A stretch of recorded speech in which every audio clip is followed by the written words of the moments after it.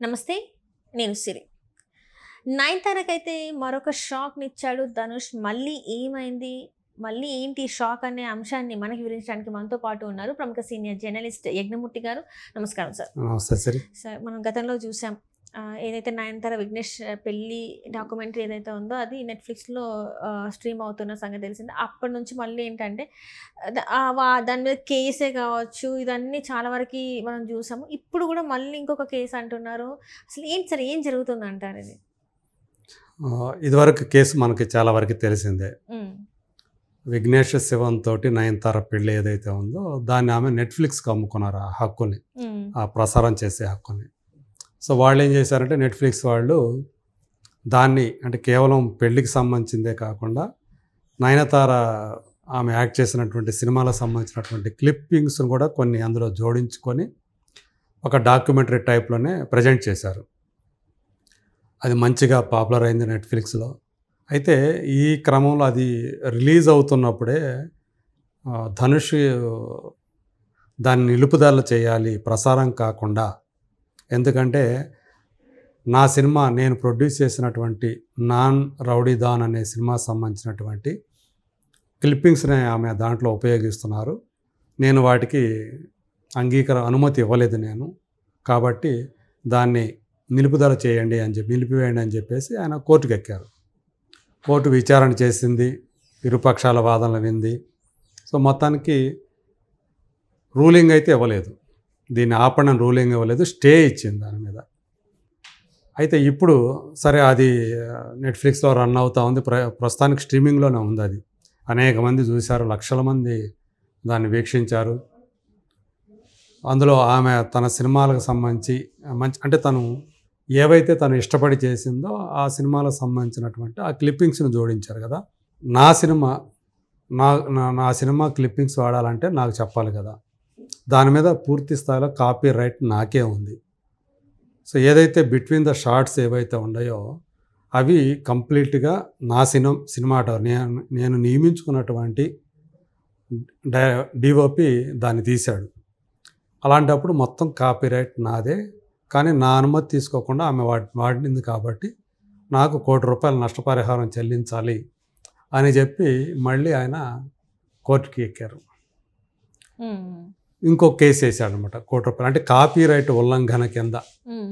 ఇదివరకేమో అనుమతి లేకుండా ఉపయోగించుకున్నందుకు దాన్ని నిలుపుదల చేయమని అని అదివరకు కేసు పెట్టారు. ఇప్పుడు ఏం చేశానంటే నాకు కాపీ రైట్ నాది. దీంతో ఏంటంటే మరోసారి ఈ కాపీరైట్ వైలేషన్స్ అనేవి ఏంటంటే మరోసారి చర్చనీయాంశమయ్యాయి. హాలీవుడ్లో కానివ్వండి, మిగతా చోట్ల అన్నిటి చోట్ల కూడా. ఇప్పుడు ఆయన ₹1,00,00,000 నాకు చెల్లి వండర్ బార్ ఫిలిమ్స్ తరపున ఆ సినిమా నిర్మాతగా ఇప్పుడు వేశాడు. దీనికి సంబంధించి కోర్టు కూడా పూర్తి స్థాయిలో దీన్ని విచారణ జరపాలని చెప్పేసి ఏప్రిల్లో మేము దీన్ని విచారణకు స్వీకరిస్తామని చెప్పేసి కోర్టు కూడా తెలియజేసింది. సో మొత్తానికి అంటే ధనుష్ వర్సెస్ నయనతార ఇష్యూ అనేది కాలీవుడ్ వర్గాల్లో తీవ్ర చర్చనీయాంశమైంది, సంచలనం సృష్టించింది. కాకపోతే అక్కడ ఉండేటువంటి నడిగర సంఘం కానివ్వండి, అలాగే ప్రొడ్యూసర్స్ కౌన్సిల్ కానివ్వండి, మిగతా ఏవైతే సినిమా సంబంధించినటువంటి బాడీస్ ఉంటాయో వాళ్ళందరికీ కూడా ఇది పెద్ద తలనొప్పి వ్యవహారంగా మారింది. ఎందుకంటే ఇద్దరూ కూడా నడిగర సంఘంలో మెంబర్సే. కానీ ధనుష్ తను ఒక డైరెక్టరు, తను ఒక ప్రొడ్యూసరు, యాక్టర్ మాత్రమే కాకుండా. సో దీంతో ఏంటంటే అతనికి మళ్ళీ వేరే సంస్థలతోటి సంఘాలతోటి బాగా ర్యాపో ఎక్కువగా ఉంది. కొంచెం అంటే మేనేజ్ చేయగల శక్తి ఉంది అతనికి. ఇక్కడ ఇంకొక విశేషం ఏంటంటే ఈయన ఏదైతే నయనతార హీరోయిన్గా ఆ సినిమాని ప్రొడ్యూస్ చేశాడో ఆ సినిమాకి విఘ్నేష్ శివనే డైరెక్టర్, నయనతార భర్త. సో దాంతో ఇప్పుడు ఇద్దరి మీద ఇతను ఫైట్ చేస్తున్నట్లు లెక్క అనమాట. ఓ పక్క డైరెక్టర్ విఘ్నేష్ శివన్ తోటి, తన తోటి డైరెక్టరే ఇతను డైరెక్టర్ ధనుష్ ఇప్పుడు రీసెంట్గా సినిమా చేశాడు, జాబిలమ్మ నీకు అంత కోపమా అని చెప్పేసి. చాలా సెన్సిబుల్ సినిమా, అంటే కమర్షియల్గా ఆడలేదు కానీ క్రిటికల్గా మంచి అక్లైమ్ వచ్చినటువంటి సినిమా అది. అందరూ కూడా కొత్త వాళ్ళతోటి తను చేసినటువంటి సినిమా. సో ఏమైనప్పటికీ నేను రౌడీనే తెలుగులో దాన్ని అనువదిస్తే ఆ సినిమా అప్పటి నుంచే నయనతారకి ధనుష్కి మధ్య మనస్పర్ధలు వచ్చాయి. అంటే ఆమె ఏదో మిస్యూజ్ చేసింది నయనతార, ఓవర్గా రియాక్ట్ అవ్వటము, ఇతని మీద అనవసరంగా నోరు పారేసుకోవడం, విమర్శించడము, ఇట్లాంటివన్నీ ఏదో చేసింది. అప్పటి నుంచి కూడా ఆమంటే ధనుష్కి వ్యతిరేక భావన ఏర్పడింది.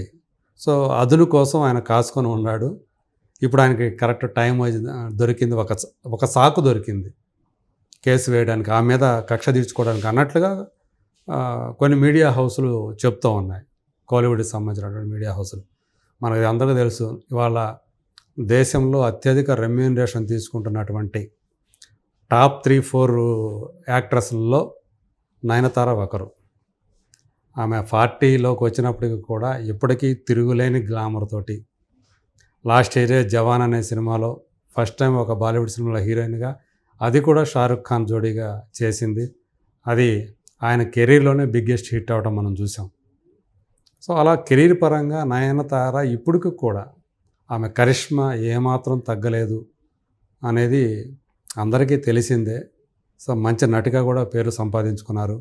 మనకైతే తెలుగు వాళ్ళకైతే ఒక సీతగా కూడా అందరూ హృదయాల్లో నిలిచిపోయారు శ్రీరామరాజ్యం అనే సినిమాలో. ధనుష్ కంటే కూడా నయనతార మనకు ఎక్కువ అభిమాన తార. ఈ మధ్య కాలంలో ధనుష్ కూడా కొంత మనకి చేరువయ్యాడని చెప్పాలి. రఘువరన్ బీటెక్ అనే సినిమా నుంచి తను తర్వాత నేరుగా తెలుగులోనే సార్ అనే సినిమా చేశాడు, అది హిట్ అయింది. ఇప్పుడు కుబేర్ అనే సినిమా చేస్తున్నాడు. అంటే తెలుగు ప్రేక్షకులకు కూడా దగ్గర అవ్వడానికి కోసం అతను ప్రయత్నం చేస్తున్నాడు అని చెప్పేసి అనుకోవాలి. అంటే తన మార్కెట్ పరిధిని తను పెంచుకుంటూ వెళుతూ ఉన్నాడు. ఆల్రెడీ హిందీలో నేరుగా సినిమా చేశాడు, అది పెద్ద విజయం సాధించింది. ఇంకో సినిమా కూడా చేస్తూ ఉన్నాడు. సో నటుడిగా ఎవరికి అతని క్యాలిబర్ మీద, అతని పొటెన్షియల్ మీద ఎవరికి అనుమానాలు అయితే లేవు. కానీ అనవసరంగా ఎందుకు నయనతారతోటి పేచీ పడుతున్నాడు అనేది చాలామందికి అంటే ఓవర్గా రియాక్ట్ అవుతున్నాడు అనవసరంగా అనే ఫీలింగ్ ఎక్కువ మందికి కలుగుతూ ఉంది, కావాలని చేస్తుంది. ఎందుకంటే మిగతా వాళ్ళందరూ కూడా ఆమెకి అనుమతి ఇచ్చినప్పుడు నువ్వెందుకు అనుమతించకూడదు అనేది అందరూ కూడా క్వశ్చన్ చేస్తున్నారు.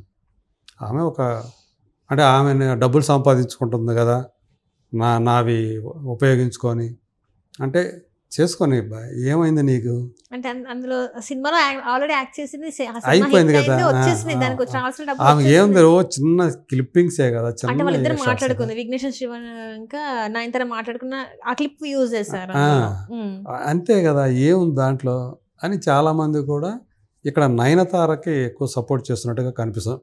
అంటే ఇండస్ట్రీ వాళ్ళని పక్కన పెడితే అవుట్ సైడర్స్ కానీ సాధారణ ప్రజానీకం అందరూ కూడా ధనుష్ కావాలని ఆమెను ఇబ్బంది పెట్టడానికి ఇవన్నీ చేస్తున్నాడు అని చాలామంది అభిప్రాయపడుతున్నారు. మరి రాబోయే రోజుల్లో ఈ కేసు ఏమవుతుంది, ఏంటి, ధనుష్ ఎక్కడ దాకా వెళతాడు అనే విషయాలు మరి తెలుసుకోవడానికి కొంత టైం పడుతుంది మనకి. అంటే ఏప్రిల్లో హీరింగ్ ఉంది కాబట్టి ఆ హీరింగ్లో ఏం తేలుతుంది అనేది let us wait and see. Right, sir. Right. Thank you so much.